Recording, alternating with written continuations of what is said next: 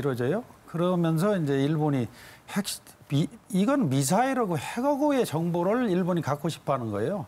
나머지는 문제점이 없습니다. 그래서 이 약정이 이제 맺어지게 되는데 지금 말씀하신 거에 대해서는 저는 뭐 졸속이다, 뭐 탄핵을 앞두고 갑자기 한 거다. 아까 말씀드렸지만 그 뿌리와 과정을 보면 이미 준비는 다 돼 있었어요.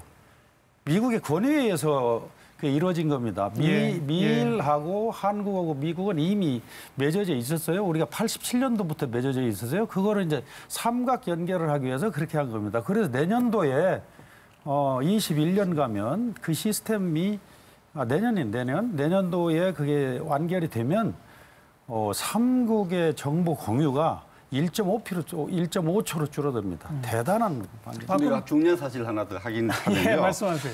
1989년에 노태우 정부가 처음 제안한 건 사실입니다. 그때 왜 제안했냐면은 칼기 폭파 사고 있었지 않습니까? 올림픽을 앞두고 그때 김현희라는 분을 근거하기 한데 필요한 일본으로서 많은 중요한 정보를 얻습니다. 그래서 정부가 그 정보 도움을 얻어서 근거에 성공을 하고 나서 우리가 먼저 제안했는데 그하고 뒤에 좀 뜸을 들였다가 2010년부터 이제 새로 논의돼서 왔던 거고 또 특히 2017년도, 18년도에 민주당 정부가 이 부분에 대해서 파기할 수 있는 기회가 있었는데도 불구하고 연장을 했습니다. 계속 유지해왔죠. 그래서 그 동의했다고 볼 수밖에 없습니다.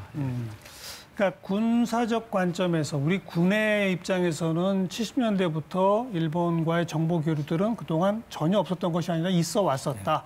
그리고 그것이 국가 간에 체계화된 것은 한미, 미일 이건 되어 있었는데 미국의 주선에 의해서 한일도 해보자 해서 마지막 단추를 꿰은 것이다. 이런 설명이시고 그 마지막 단추를 꿰는 과정에 대해서 국민적 동의는 생략됐다. 정부가 밀어붙였다. 네, 이런 주장까지 들었는데요.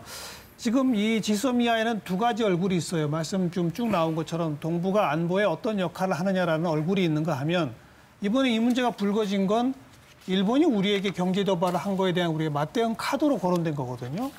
이 두 문제가 사실은 뭐 동전의 앞뒷면처럼 얽혀 있습니다만 조금씩 구분해서 이야기를 풀어보죠. 먼저 일본 경제 도발에 대한 대응 카드로서 이것이 가장 적절하다고 보시는 거 아닙니까? 예, 저는 그렇습니다. 왜 그런지 그 얘기 먼저 좀 풀어보고 반론 들어보죠. 예. 왜 그러냐면 지금 저희가 일본의 이 경제 침략에 대해서 대응할 수 있는 카드가 마땅치가 않습니다. 그래서 우리나라도 일본에 대한 백색 국가 제외 이걸 통보를 했고요. 또 하나는 후쿠시마 방사능 오염수에 대한 문제들을 공론화시키는 작업들을 할 것이고 아마 이건 저는 세계적으로 많이 공감대를 형성할 거라고 봅니다. 이것도 일본의 부당한 경제 침략에 대응하는 좋은 카드라고 생각이 들고요.